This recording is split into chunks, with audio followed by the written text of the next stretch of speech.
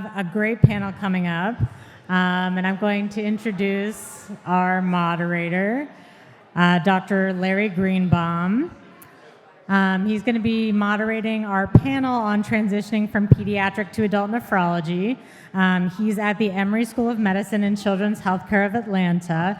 He's the division director of pediatric nephrology there and a professor of pediatric nephrology. He's on the CRN Medical Advisory Committee. He cares for cystinosis patients, and he's also an investigator with dedicated research in cystinosis.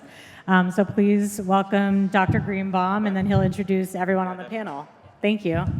Where is he? Oh, there he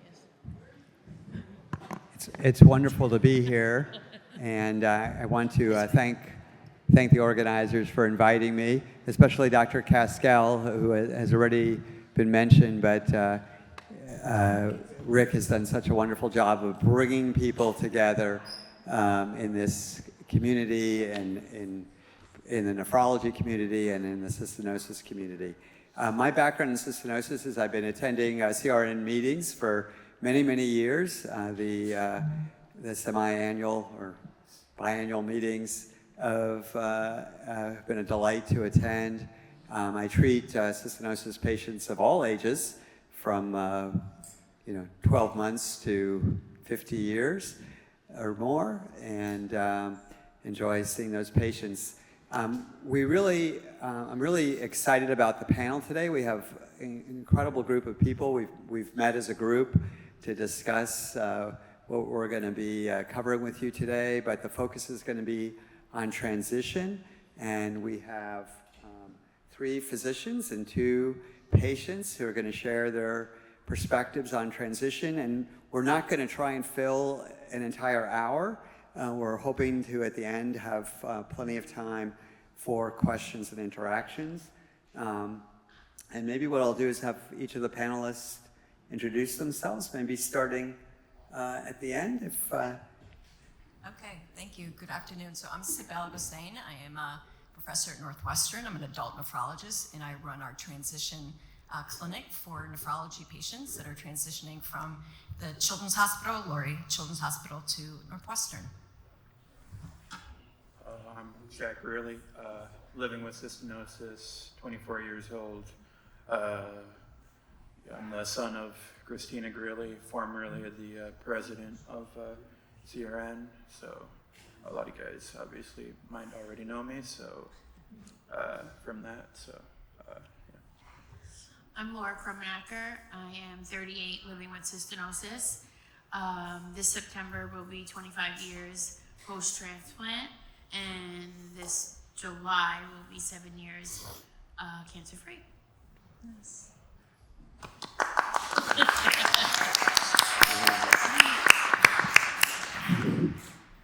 I'm James Drakakis, an adult nephrologist at NYU Langone Hospital on Long Island, and my perspective is we don't have a transition program, so we'll speak to how I sort of picked things up on the fly as I took care of Laura. So thank you for having me. I'm Ladan Golestaneh. I'm an adult nephrologist at Albert Einstein, and I have been inheriting the cystinosis patients from the pediatric group that's very strong. And I echo Dr. Drakakis' comment about learning things on the fly. One of the things I think is most striking about transition is there's so many different ways that it occurs, which could be good or could be bad, depending on your perspective.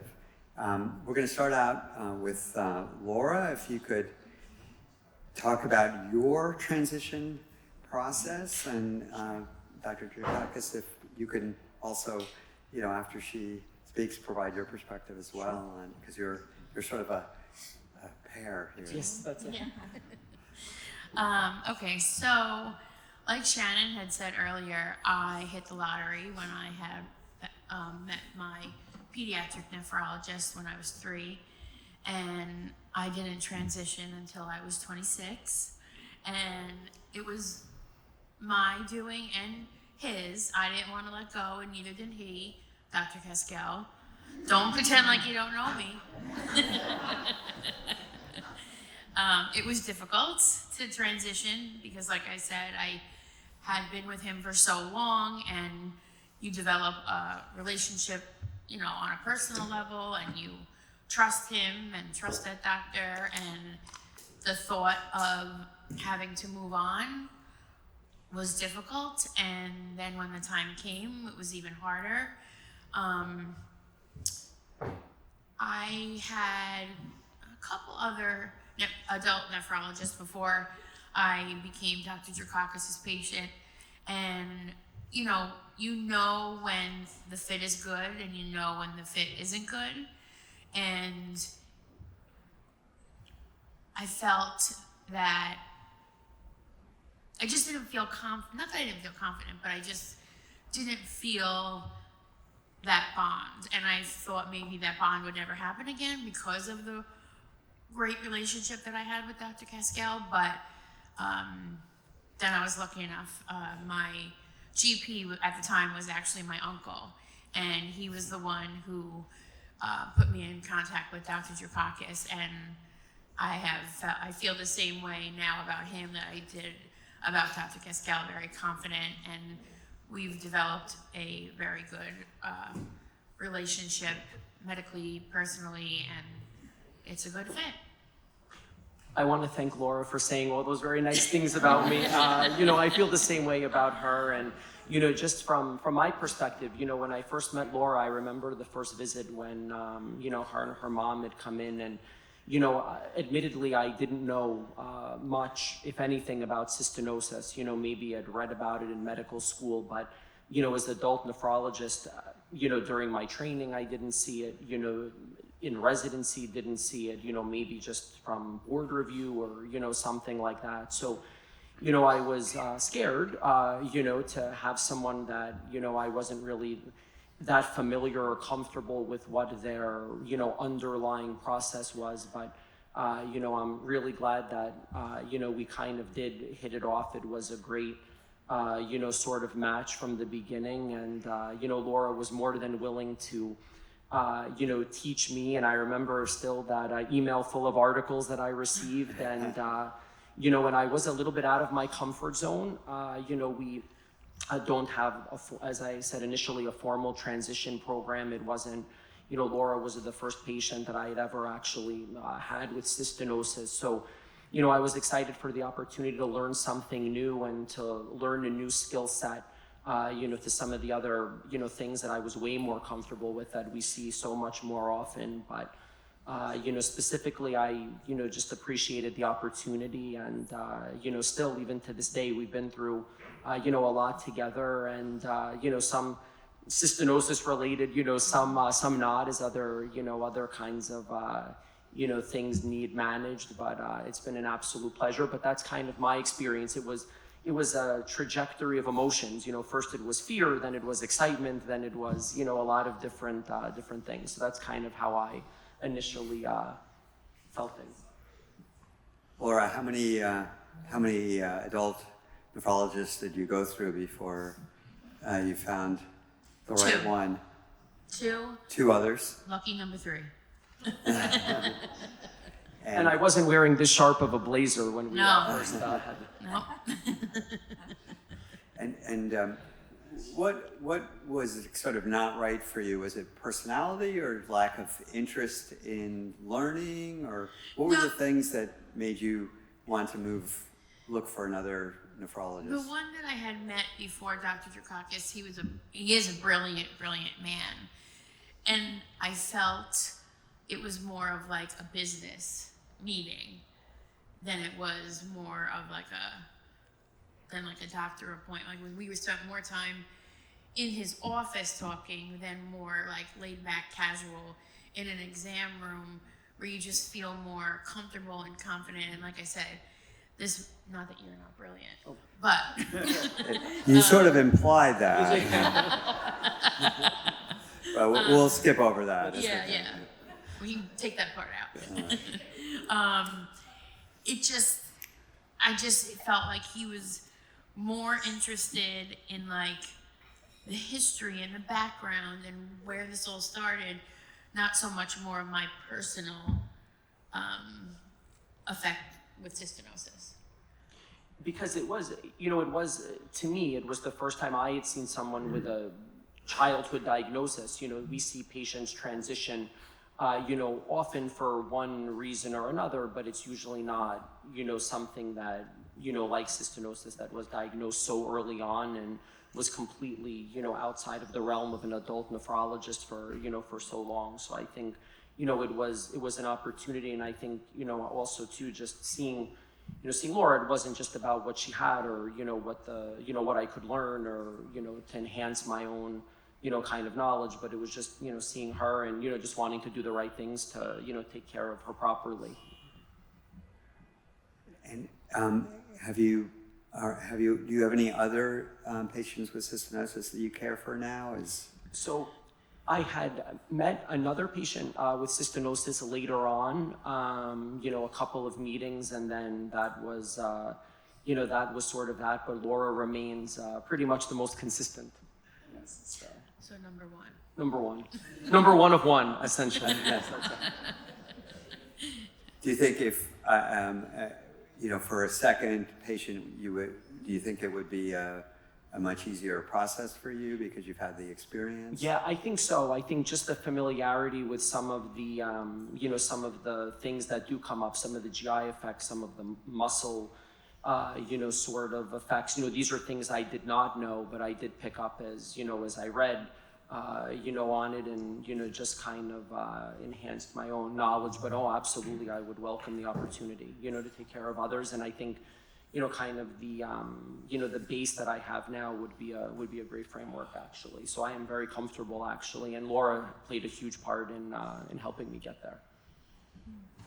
And I mean, you've mentioned you've had other patients that have transitioned to you, but they have more sort of common entities, and so it's you have a higher comfort level. Yeah, so the one sort of thing that comes to mind is patients with with diabetes, type 1 diabetes, mostly that transition from pediatric nephrologist to adult nephrologist. So that's probably, just for my particular sort of practice, I would say probably about 90% of the of the transition. So that's something, the sort of bread and butter, so to speak, that we see. We know what to do, we know what to check, we know what meds to start, when to take some away, when to add, so this was certainly, a change from that, actually, yeah.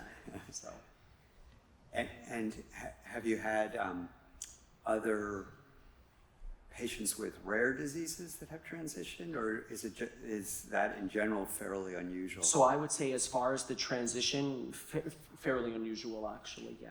So I think it really is just some of the more common things that you see. So I certainly think this was one of the transitions of someone who had a rare disease who made it. Yeah, not very common, at least in terms of our practice. Okay, very good. Maybe we'll move on to our second pair, Jack and Dr. Ghossein. Maybe, Dr. Ghossein runs a very robust transition program, and maybe the two of you can provide some perspective on that program. Jack, if you could maybe start out by telling us what it's like from your perspective, and then Dr. Ghossein, you can share a little bit more details. Yeah, so I transitioned from pediatric care to adult care about, I don't know, a year and a half ago maybe or so. I'm not exactly sure. When I was 22, transitioned, and I was at Lurie Children's in Chicago, which I always enjoyed, and I thought they were always great there. And then I transitioned recently to Northwestern, I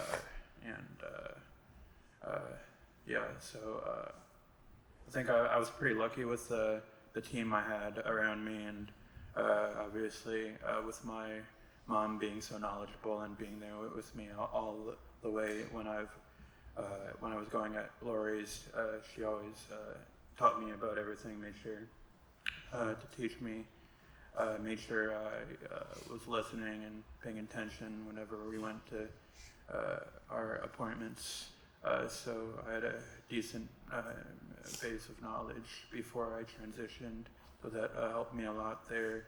And my pediatric nephrologist, he was retiring, and so it was actually pretty good timing for around when I should have transitioned from pediatric to adult care. So once he retired or was about to retire, I just made the transition then from pediatric care to adult care, and I was lucky enough that he recommended Dr. Ghossein to me at Northwestern, and I really trusted his opinion, and so far it's been great so far with Dr. Ghossein. She's been really helpful, and and I think overall, including the other doctors, Northwestern has been a good transition for me.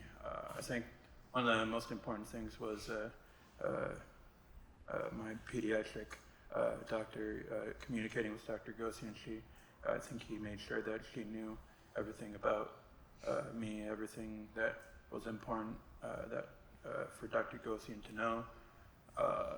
And another thing that made the transition pretty easy, or at least easier, was I think that Dr. Ghossein is really open to communication with me. She gave me her phone number so I could ask her questions and all that kind of stuff, and it makes it really easy. I think the communication is a big part of transition, having an open line of communication between you and your doctor, something quick, and making sure that your doctor is open to questions and inviting questions and inviting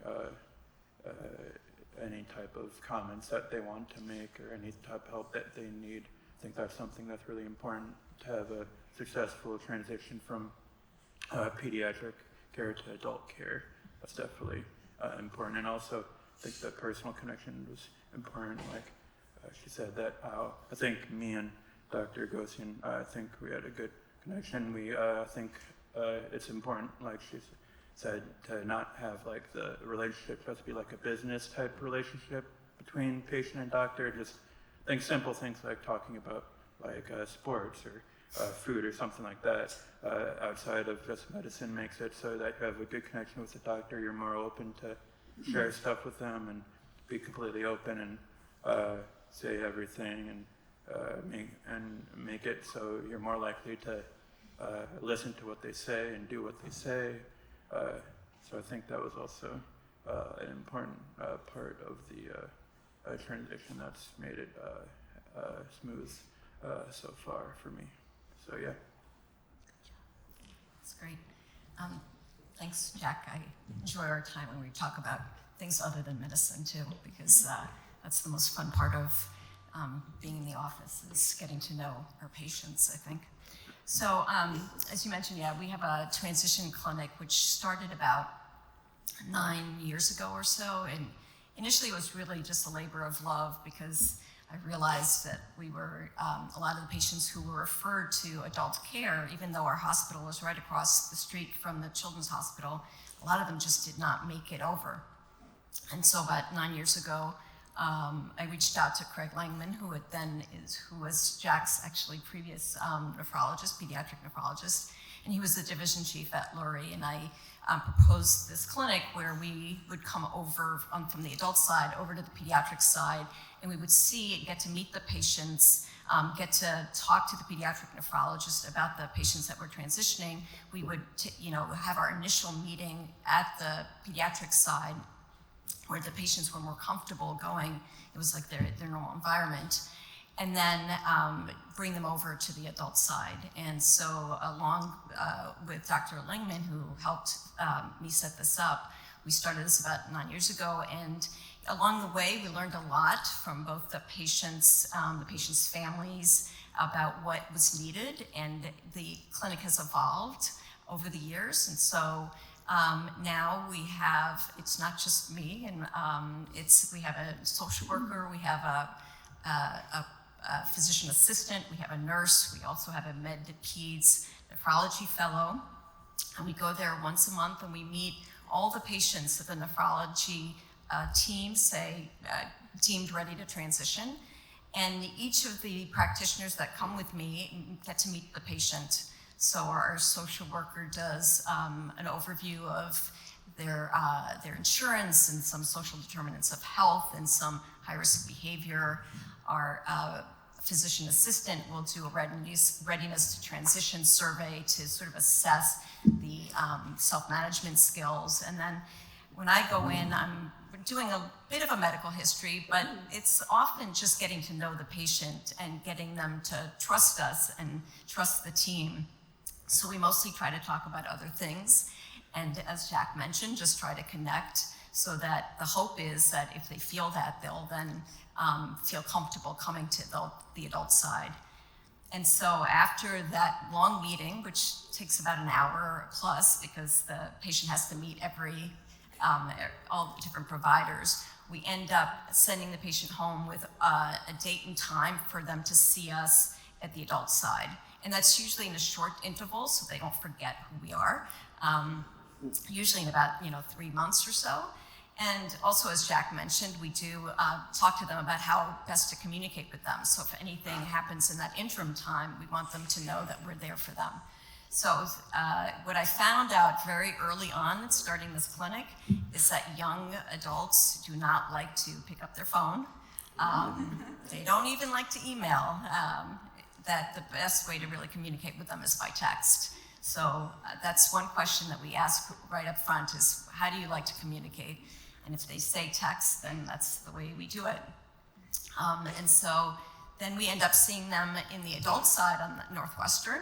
It's a separate day for our transition patients, and the whole team is there as well. They don't all necessarily need to see the patient, but we're all there in case, in case somebody needs to see the social worker or our PA.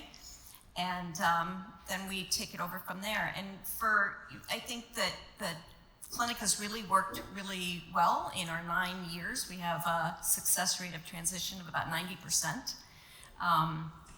And if you look at historically in the literature, the transition rate is about 40 to 45%. So I think that it's really been, as I mentioned, a labor of love. And I know that for me, the thing that I enjoy most is getting to know the young adult patients and getting to sort of see them feel successful and independent about their care. And so that's our model.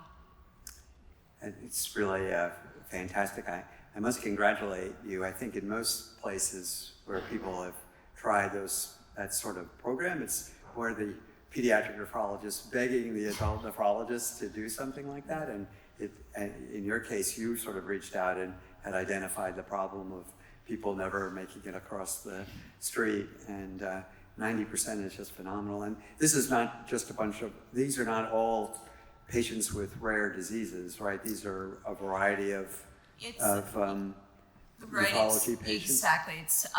It's a variety. We have quite a bit of rare diseases because the nature of the practice at Lurie. But yes, we see GN, we see spina bifida, we see lots of different things. And we recently took over the transition of our transplant patients because the transplant surgery was doing that, but that was not working very well. So now we're taking over the transplant care as well. That's fantastic. Jack, when that initial visit at Lurie, do you remember that as being meaningful to you? Were you nervous about the transition? I don't know. I wouldn't say too nervous. I guess a little bit. It was something new, so it was an adjustment.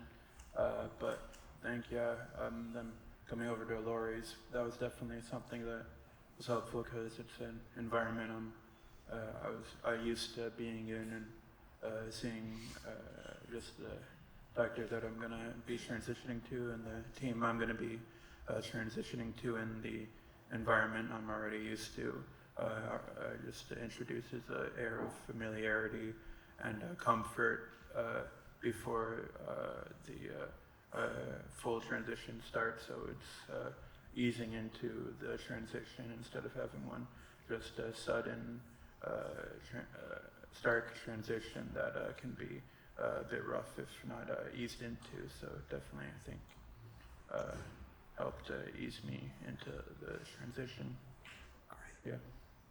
Dr. Ghossein, was Jack your first cystinosis patient, or? You had, No, Dr. Legman had quite a few, so Jack was one of I think I cared for about 9 of them, so. he was one not of them. 9. Wow. And Maybe I should go to Chicago. That's. I think you may have the record for an adult nephrologist. Well, and it's interesting, some of them did not come from Lurie Children's, they came from elsewhere, and some of them were sort of had trouble with local nephrologists, and so came that way. Wonderful. So let's see.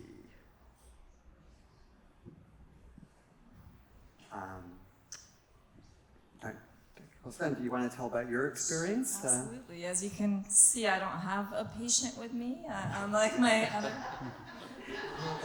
No, unlike my. I wonder what that means, but let's just go with it. So, I could tell my story about how I got into this. So, I think about 8 years after completing fellowship, I was a very, very busy clinician in an inner city hospital that's, you know, where the burden of kidney disease is disproportionate. And so, you know, we see a lot of patients in very busy clinics. And Dr. Cascal casually approached me. I can't remember if it was an email or a conversation. And he said, you know, you should really take over our patients who age out of pediatrics. It would be interesting. And, you know, Dr. Cascal, whatever he said, because he's so respected. So I said, okay, kind of honestly cluelessly, how hard can this be? You know, I manage CKD. And so I kind of didn't pay much attention to it because I was seeing other patients. And I remember this one day, and other people have heard this story, he actually came with the first patient, which was a cystinosis patient, into the waiting room of our clinic, and it happened to be very, very, very busy.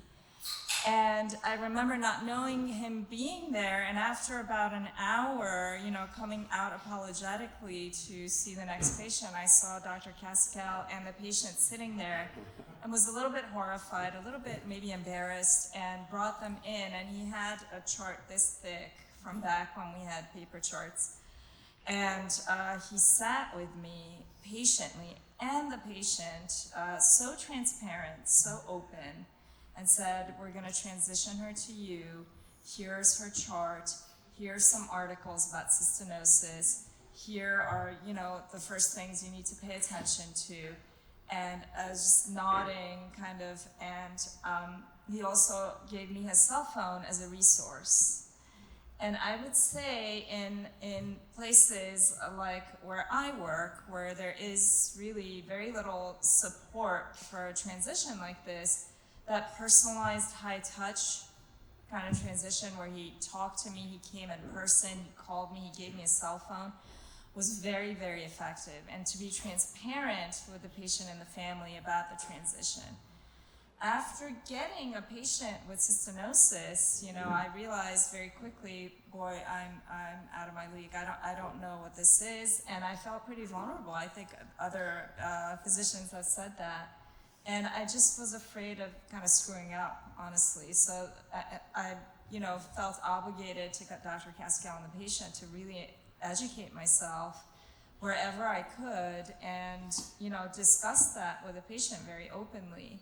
The one thing that was interesting was changing my role from a nephrologist really to a coordinator, it seemed like, or a PCP that had an understanding more than other nephrologists of what the disease is and the organs that it affects, and then trying to coordinate and set benchmarks at which we needed to get specialists involved. So that was an interesting role that, you know, I tried to take on. And I felt as if I was asking my adult colleagues who were specialists in, endocrinology or GI or other specialties, it was almost like I was pulling a favor. I would email them, look, I have this interesting case. Here's some articles. You might find it really interesting. It really did help that the patients were already very, very engaged and very educated about their disease. They sometimes educated me, so it was like a two-way process. So that was amazing. But the other challenges that adult nephrologists face, other than that little bit of an identity crisis, who am I and what am I doing, involved really understanding how to work with families, because a lot of the times the families are still involved, even though they're in their early to mid-20s, and understanding the needs of young adults and things like college. These are not things that we really deal with, I would say, on a regular basis. So that was, I think, that expanded my horizons for sure. And, some people kind of question why adult nephrologists wouldn't take this on.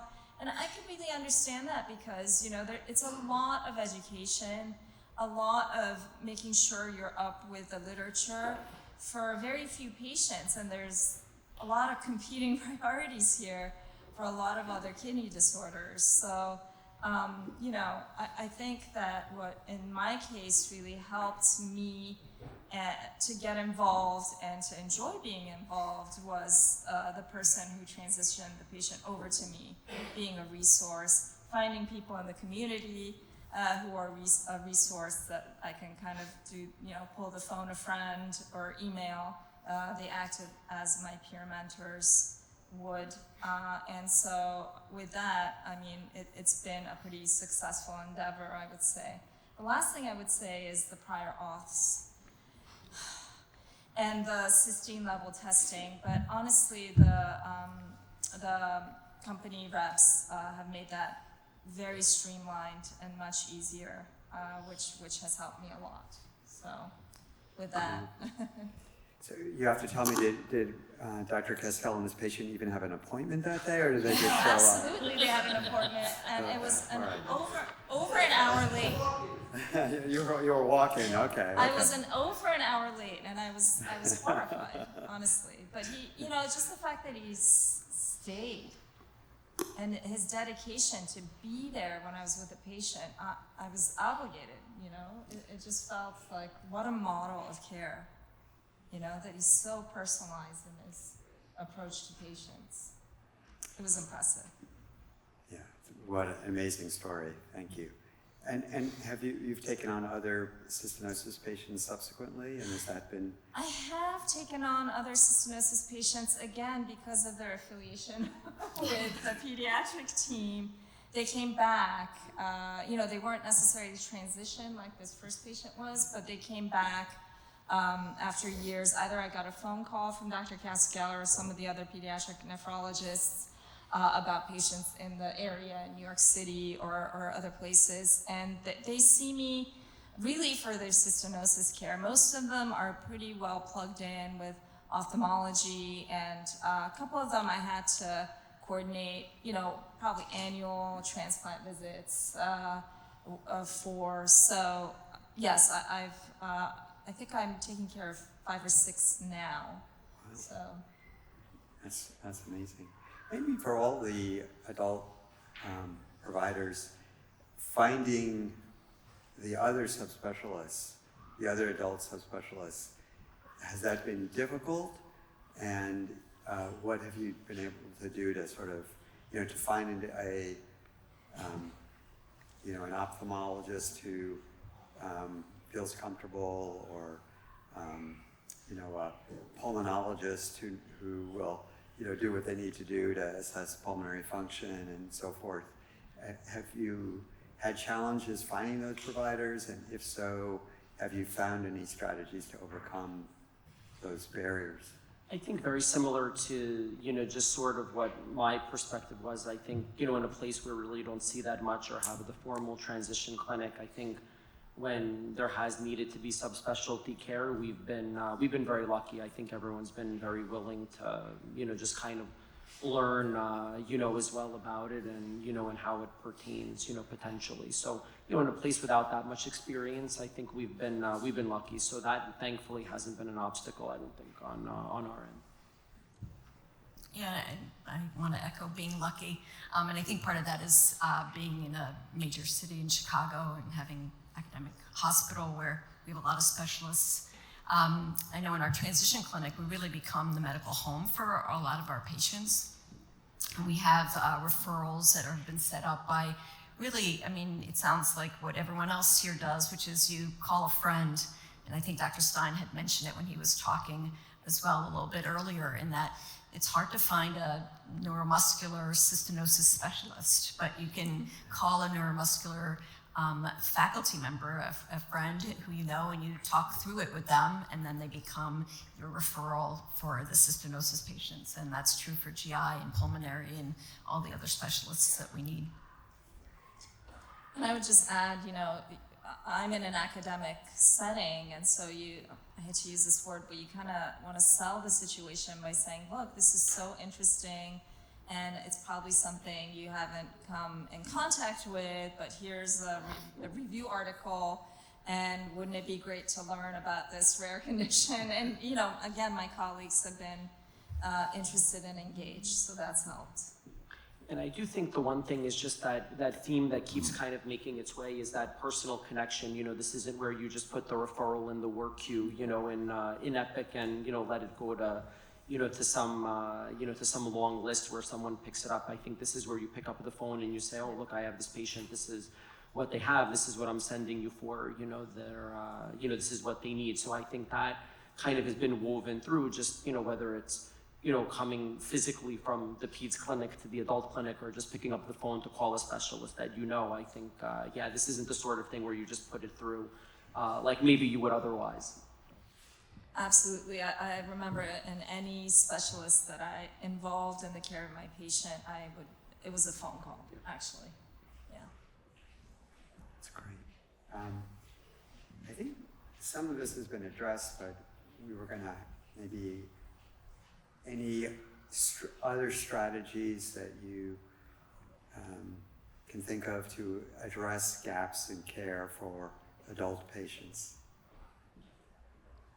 I don't know if this addresses the gaps in care, but I know that it's the importance of maintaining the relationship with the pediatric team is so crucial, I think, because there are so few adult patients, and the pediatric team has been taking care of these patients for so long and know them well and know their needs and their families. And so I can't really emphasize enough the importance of just maintaining that relationship with pediatric nephrology. We meet as a team, the adult side and the pediatric side, about once a month.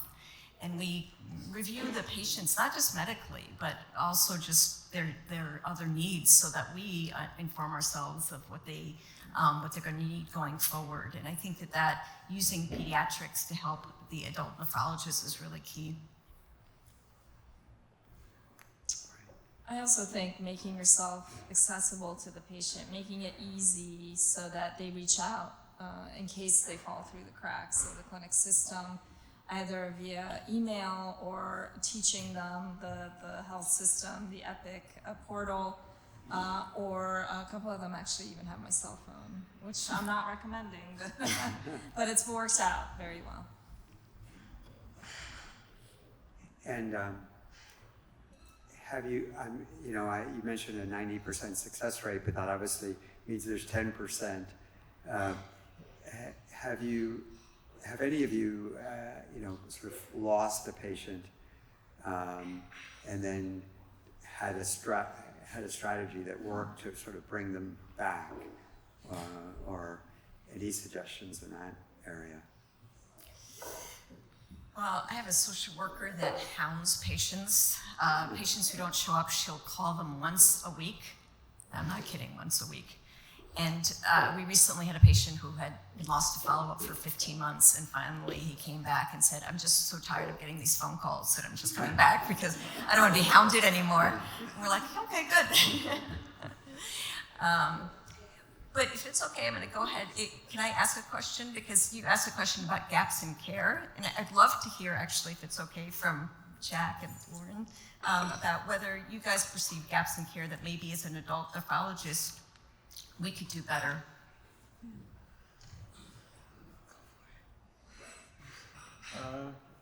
I don't know. I don't think, personally, I don't know, I haven't really felt like I personally had any gaps in my care. I don't know, I can't think of anything right now, honestly. I haven't experienced, well, I guess when I met with the couple other doctors that weren't a good fit, I guess those were gaps, but I think what's really important when you transition from pediatric to adult, I think it's important for the doctor to remember to talk to you as the patient instead of someone that's with you, which it's nice and good to have, whether your mom, your dad, whoever with you, to have an extra pair of ears, but it's also when you're transitioning into that adult role, you take on more yourself, and I think it's important for the doctors to address the patient as opposed to when you're a kid, the doctors mainly talk to your parents because they're the ones caring for you. So I think a good thing is for the doctor to remember that you're the patient, you're the one living with it, you're the one taking the meds and all of that, that you need to make it clear and understanding, like on my level, like doctors are so smart. I can't speak their language. So to remember to speak like for us to understand what you're talking about. I think that's really good to hear, because even from our perspective, these are things sometimes that we don't even realize. We're in the room and if someone is with their mom or dad, like, do we have the chair turned just towards mom and dad and we forget whose visit it actually is. So, these are things I think that, when we go in the room in the middle of a busy day, obviously these make a big impact and, kind of impression on the patient, but we may not even realize it. So that's why that's super helpful to hear, actually. Yeah. Very good. We're going to conclude our part by, if each of you, if there's any sort of take-home message that you'd want to share with the audience about transition and, what do you think people should take away from this session?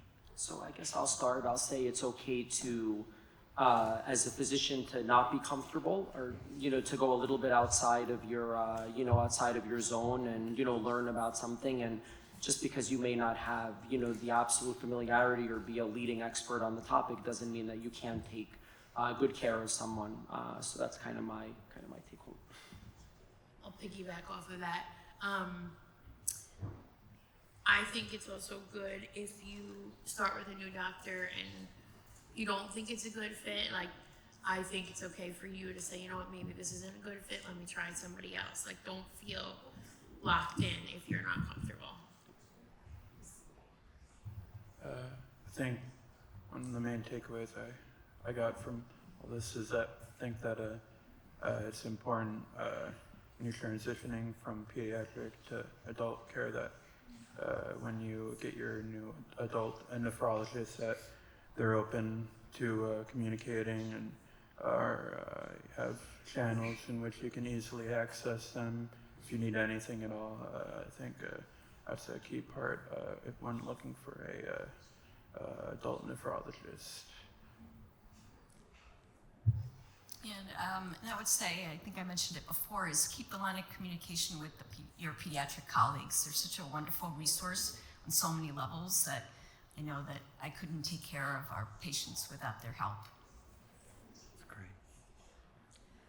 I would say, as much as possible, add a personal touch to the transition. Make it one-on-one, physician to physician, and be a source of support for each other, and knowing that when you're going in to hand it off to the adult physician, that they may feel a little bit lost.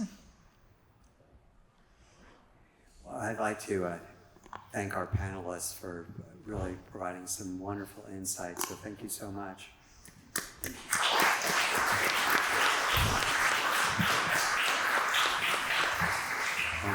now maybe open it up for questions or comments. Oh, I thought my mom was raising her hand. Yes, he is. Oh, God. Just in full disclosure, Dr. Golestaneh, Laura was that patient. I know. And I said, I'll never forget you looking at me saying, he doesn't do that for everybody. And he did walk in with that big file. And the only reason why we didn't stay with you was that I think you had left for a period of time. We're on Long Island. And Laura will not go over a bridge to go to the Bronx. That's the only reason why we left. But we were fortunate enough to find Dr. Drakakis. As she said, her uncle he retired last year, an internist, so there was a little bit of inroad there. And for me, it freed me up. She should be responsible. She's 38, not me. So I don't try to go to those appointments, Dr. Drakakis. She does it all. Actually, I remember after the first one, I think that was probably You it. It didn't was see just me. the first one, and that, it was just And the transition, she does all her appointments, all her coordination, which is what she should be doing. Yeah, but And it wasn't saying cut your parents out. Still but keep no, them up. I just want to. But I think I was a little intimidated at first, I'm not gonna lie. in full disclosure, it was logistics. She was not going to ever drive over a bridge, so I knew we had to find somebody on Long Island. Okay, we're just gonna pass her. I'm sorry, I'm a little bit of a reader when it comes to transition. But wait, I had a question specifically that I wanted to ask. Thinking about how we in the pediatric teams help individuals get ready for transition. So in part, we talk about making sure that we have a team can talk to the patient directly and not mom and dad at some point before transition happens, 19, 20, 21. Are there others for the adult nephrologists on the panel? Are there other skills that you're concerned that we should be supporting in our pediatric patients so that they're kind of ready to come to over? Yeah, that's a great question because I'm sure you know that all the readiness and transition skills are in the surveys really have not been shown. I think we've talked about this, that to actually be linked to an outcome, which is a successful transition. So, there are a lot of these skills that we try to talk about at that first meeting, which is one, which I think is one of the most important, is actually communication. So I'm, thrilled that Jack actually takes advantage of that, because what we want them to know is that they should not, wait to communicate for anything. So being able to know who to reach out to, when to reach out, and to be able to ask questions. I mean, I think that's a skill that we don't necessarily see very often in young adults, that I think that, on the pediatric side, training them early is very important. Obviously, things like, getting refills, knowing how to do all that. I recently had a patient who unfortunately just stopped their meds, and, one of the reasons they stopped their meds is because there were no more refills, and because he thought that, if there were no more refills, that means he was done with the medication. And we, as the adult providers, never even thought of teaching that. We thought that was something that had been taught on the pediatric side. So now we've incorporated that into some of the things that we talk about. So there are other skills, such as knowing how to get through the adult medical system. Something that I think you need a PhD for, to be honest. I mean, going through how to make an appointment on the adult side is almost impossible. And on the pediatric side, what we found out at Lurie is that the nurses were calling to remind the patient's family to make an appointment. Well, that doesn't happen on the adult side. And so we also go over that with the patient, saying, we're not going to be calling you, which isn't exactly true because we still call, but we want them to get used to being able to do that themselves. So there are a lot of those things. I think part of this is the difference between what the pediatric healthcare model looks like and what the adult healthcare model looks like. And the skills that you need on the pediatric side are so much different than the adult side. It's just navigating the adult medical system. I think it's hard for all of us, let alone somebody who's a young adult transitioning with their care. So I could talk about this for a long time, but I can stop right there. I would also add, sometimes adult nephrologists or adult physicians don't ask questions about family planning, career planning, goals as far as, education, and how best to integrate care into those plans and goals. And one thing that I think is also important is if a young adult comes to you with a family member, I think it would be important to ask the family member to leave for a couple minutes just so you can get into those more personal questions in case the patient feels uncomfortable discussing those in front of a family member. Those are just some practical things. I have a comment on your comment. So I'll say, I'm Jack's mom, and this is the first time that I've seen Dr. Ghossein since Jack started his transition there. And I don't know if you remember this, I tell this story pretty often, and I can just vouch for her approach. It's absolutely fantastic because Jack has done an excellent job in transitioning based on the support that her clinic gives.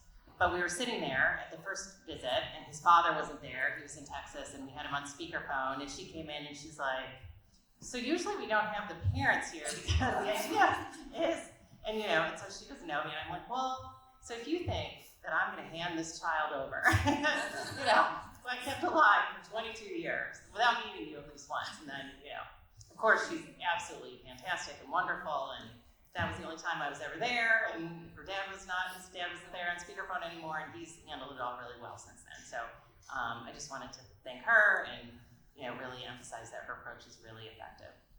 Thank you. Other questions for our panelists? Yeah, I was actually gonna. I was wondering whether or not Mom was in with you, and that just got answered. But from the standpoint of now being on your own, so Jack, I'm going to speak directly to you on this one. Being on your own now, per se, what is this bred in you, right? Is there, like, have you unlocked a new superpower? Is there, like, do you feel like this is serving you in a positive way now, and you can take what you've learned from here, because this is a huge learning experience, I'm sure. Can you talk about that briefly?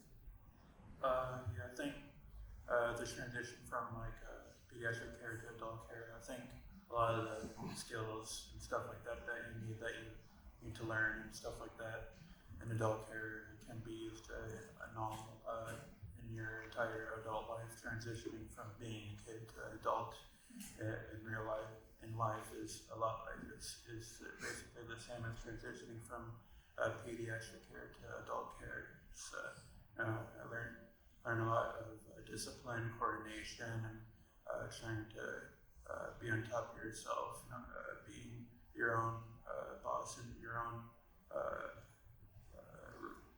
reminding yourself, making sure that you got everything you need written down, and making sure to not delay anything. If you need to get something done, do it now.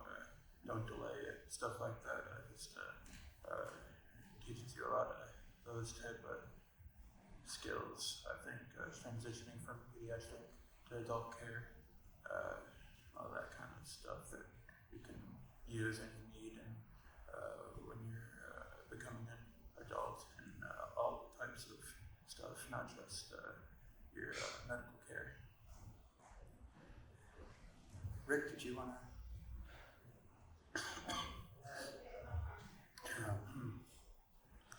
I just had a question.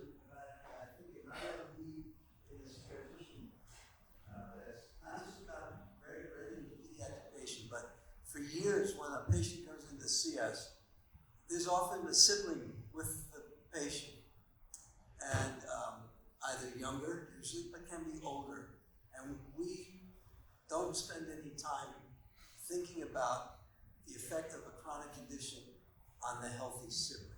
This is an area that Maya and I have talked about recently, regardless of the condition.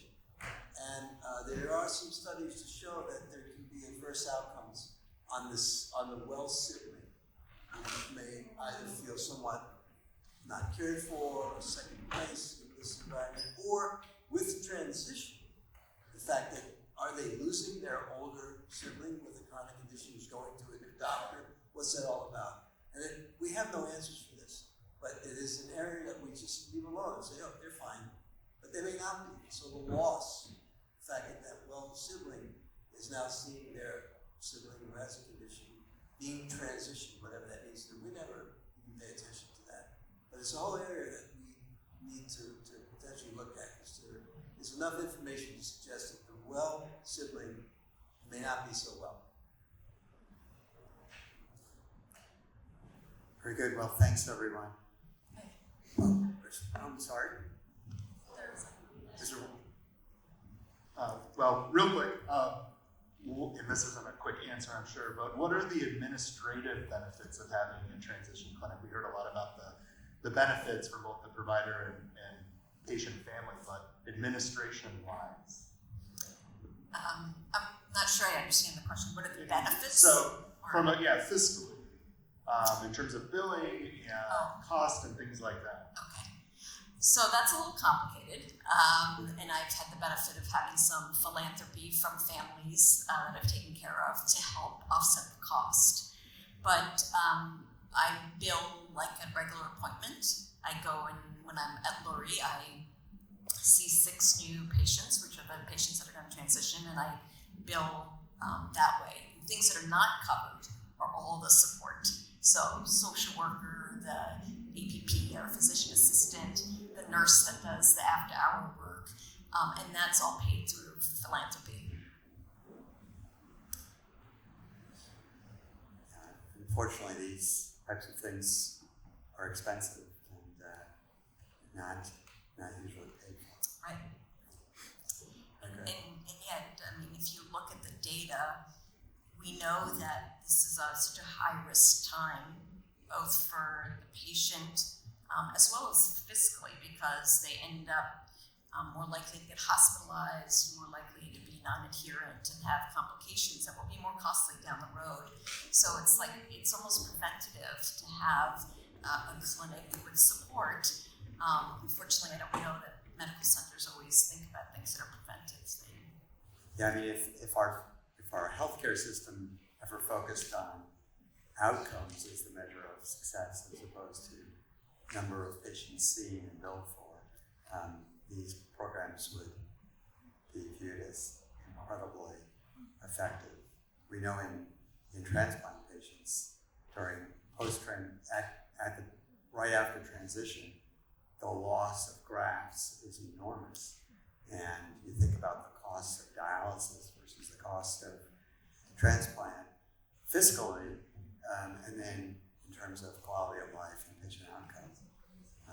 So hopefully we'll get to a point where every good institution has a transition program like the one at Lurie. Again, well, thank you everyone, and again, thanks to our panel.